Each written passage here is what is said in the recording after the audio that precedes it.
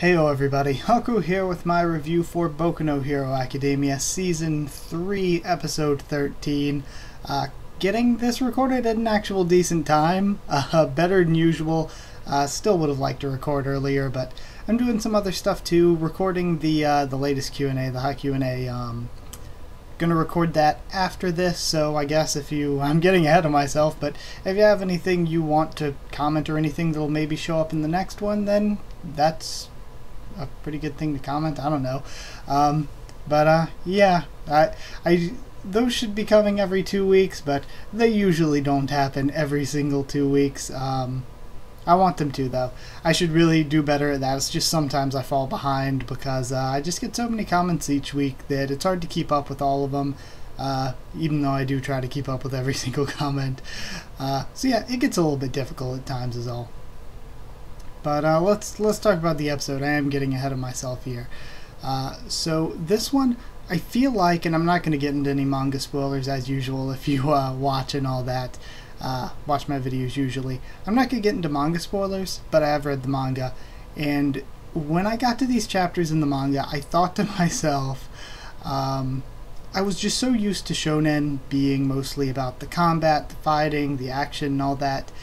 And getting little bits of character interaction and character development through scenes and parts of chapters, but to have a full few chapters that were basically all character interaction, slice of life, relationship building stuff, it was a little bit weird, but I came to more, as I read more good writing, I came to appreciate it a lot more. As I read more good manga and all, I was like, okay, this is actually really good. And as I read more Boku no Hero Academia, I was like, all of this stuff is important. It's really well written, and I'm glad that we have these moments. And they're some of my favorite moments.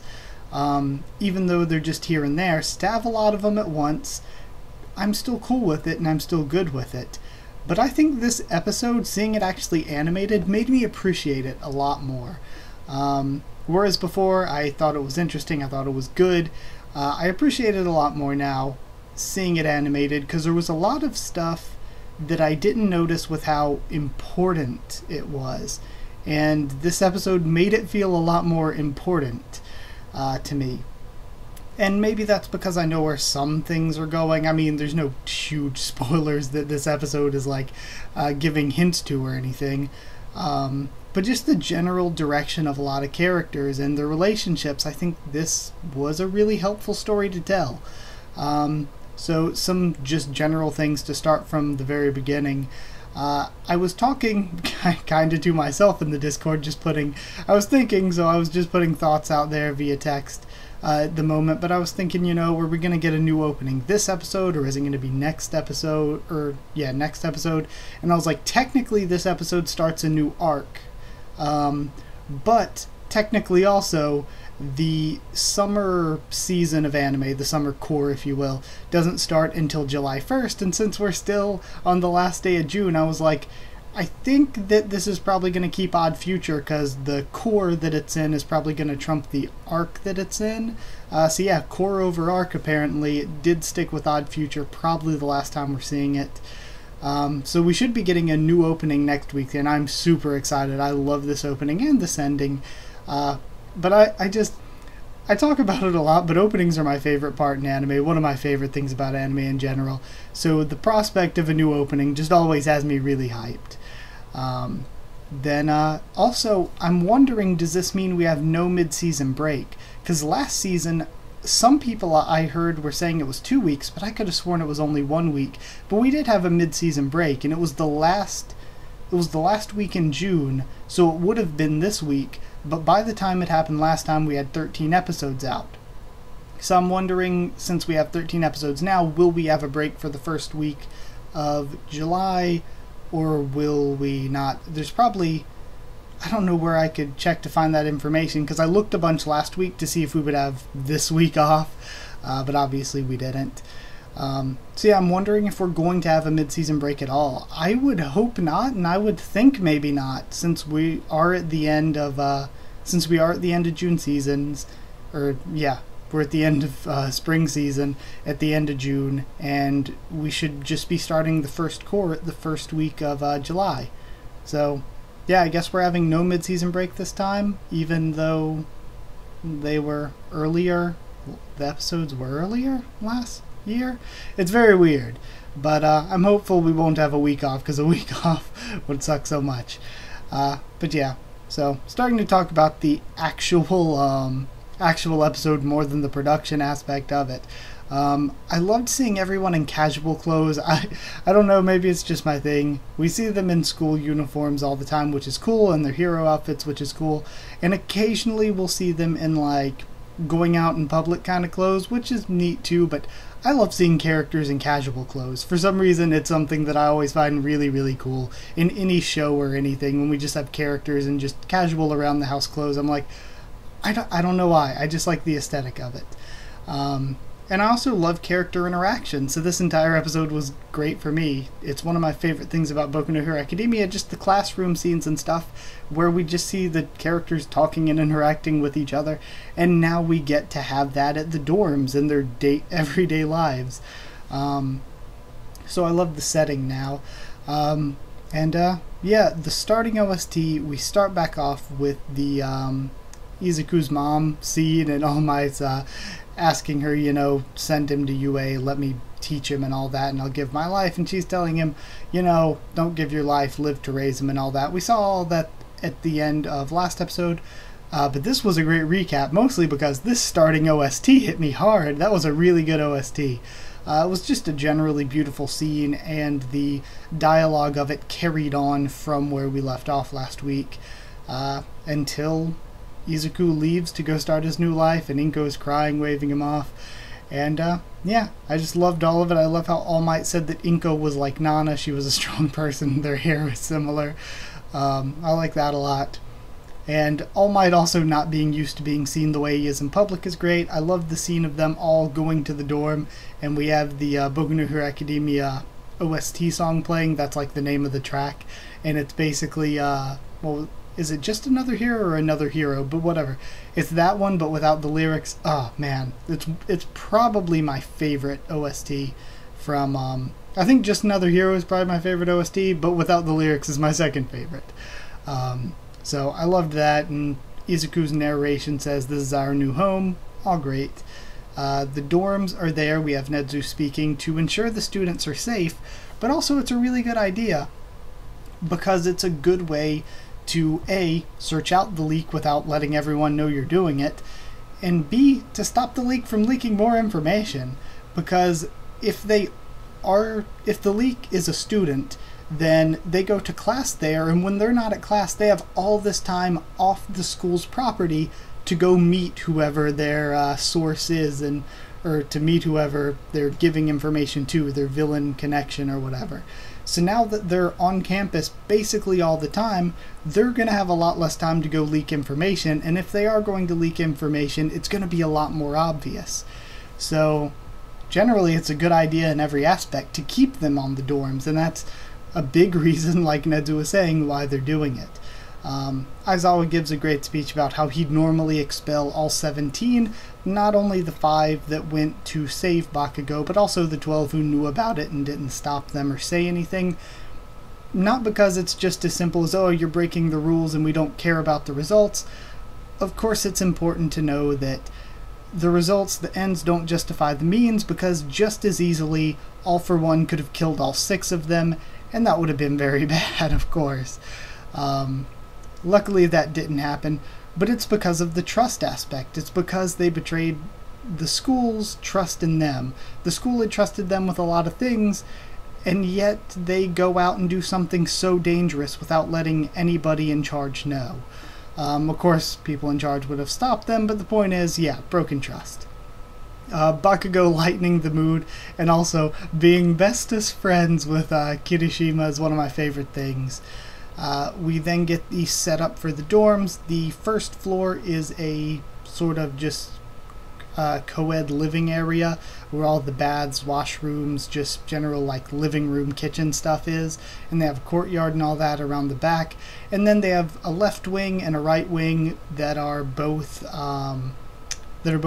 5 stories tall, so floors 2 through 5 are where the bedrooms are. And it kind of feels weird since they have 20 people in each class. From what we know, I mean, Class 1A and Class 1B both have 20 people per class. So I would assume that's the usual thing, because you would think if somebody dropped out, they wouldn't just have 19 kids, they would bring up one of the general education students. Like they said it was possible to do during the what is it, the sports festival. So I would figure they would have been a lot more economic and only making 20 rooms.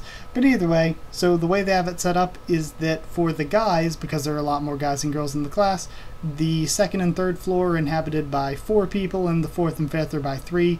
And then for the girls, the right wing second floor is just completely empty, and the third through fifth floor all have 2 people living there. And just in case you missed it, because I know it just flashed up on screen really quick, I looked up the panel from the manga so I could tell you which floor each person was on, just if that helps you in any way. But the left side second floor is Izuku, Aoyama, Mineta, and Tokoyami, so it'll be nice to see those 4 interact. The third floor is Koda, Kaminari, Ida, and Ojiro. Fourth is Shoji, Kirishima, and Bakugo. Fifth is Sato, Todoroki, and Sero. And for the girls, the third floor is Jiro and Hagakure. Fourth is Uraraka and Ashido. And fifth is Yaoyorozu and Asui. So, yeah. So they go around everybody's rooms. There's so much cuteness this episode. I feel like I was like, oh, the girls are so cute and adorable this episode. But I guess if I was into guys, I would probably think the same about them. Because there was just a lot of adorable character stuff going on. They had the King of the Room competitions. There's so many gags. I'm not going to go into all of them room by room, because you watched the episode, and I'm not going to explain jokes, of course. That's kind of ruins the joke. You can't really review comedy. Or at least it's very hard and awkward to review comedy. But one of my favorite things was Ida's glasses, and how in all the rooms afterwards, or a few rooms afterwards, we have a bunch of the girls wearing Ida's glasses.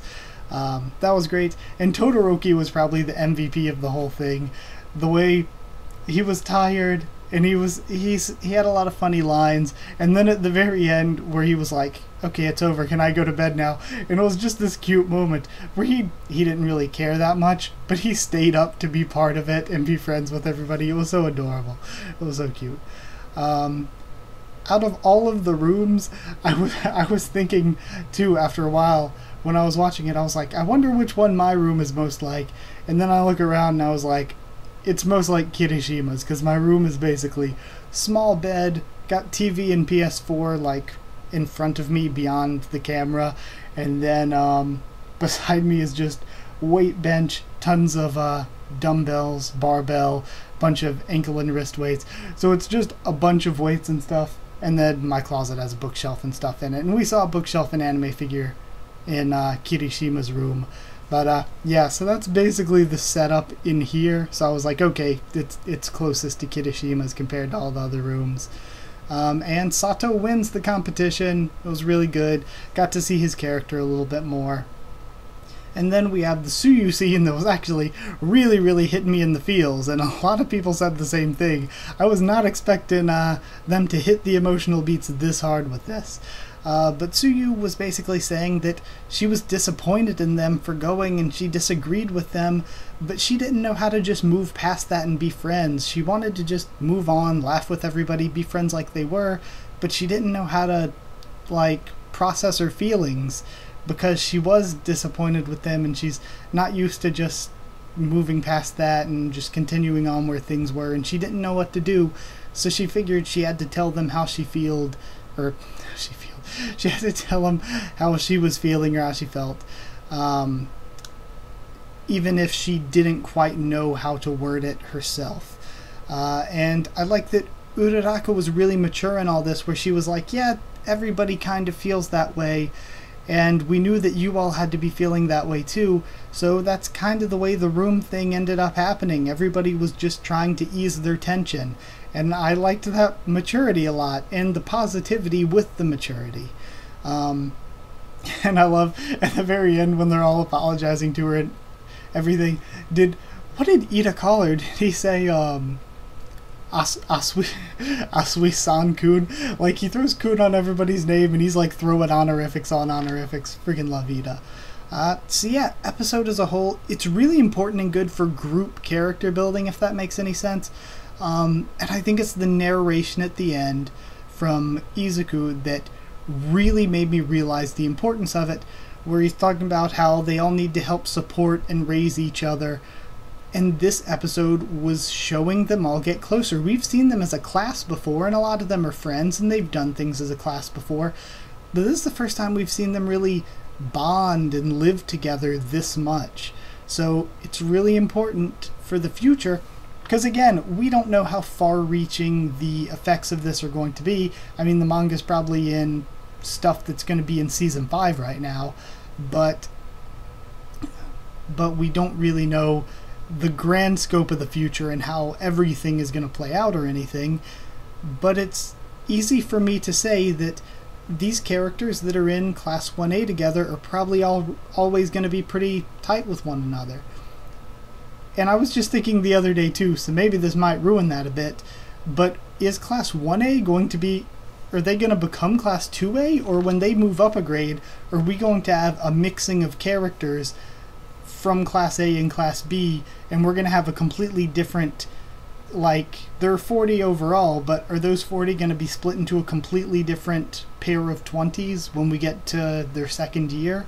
I'm actually really curious if that's going to happen. Also, the voice acting and animation was really good this episode. Especially the voice acting was great. So much cute stuff went on. I love scenes and episodes that are like this, so I really appreciated the episode. Like I said at the beginning, I appreciated a lot more seeing it animated than I originally did in the manga. And when thinking about giving this a score, I was like, it's not super actiony or emotional. It should be something not really that high, right? But then, as I thought more, I was like, well, if this was a slice of life, this had so much stuff. It had emotional moments, it had development both for like the main story and the group of characters, but also individual character and relationship development. It just had so much in one episode. It had feels, it had tension as well. There was just a lot that went on in one episode, and all of it was very good and very important. So I guess, long story short, I'm going to give this 9.5 Room Kings out of 10. 9.5 out of 10, because I would have to give it a huge score if it was slice of life. So I mean, why wouldn't I, even though it's not necessarily a slice of life show? That doesn't change the fact that they did a lot, and everything they did was really good. So yeah, I appreciate this episode. I appreciate this as much as I did the incredible fight scene like Izuku versus Muscular, and as much as I did the big world-altering emotional stuff like All Might versus All for One. I think it's all different, but it's all really good and important to the overall series. So yeah, I enjoyed it a lot, and I hope you did as well. This review went much longer than I thought it would. But either way, like if you did like the video, comment down there to tell me what you thought of this episode, what you thought of my thoughts and all that. Subscribe for more of the anime and the manga. I try to be as spoiler-free as possible with manga thumbnails and titles, so don't worry about that too much. I've never had a complaint about it, so hopefully I'm doing well. I guess follow on Twitter if you want. I can try to keep you updated there and stuff for the channel. And if you want a link to the Discord server, anybody's welcome, so just ask and I'll give you a link. That's it. Thank you once again for watching, and I'll see you all next time.